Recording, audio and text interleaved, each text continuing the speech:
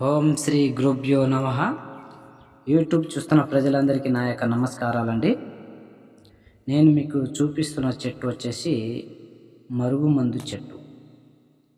ఈ మరుగుమందు అనేది మంచి విషయానికే పెట్టాలి. ఈ మరుగుమందులో కూడా 2 రకాలు ఉంటుంది. ఒకటి మనం తినే ఆహారంలో పెట్టేది, రెండవది చెప్పులకు, బట్టలకు, తెలకు పెట్టేది లిక్విడ్ అంటారండి.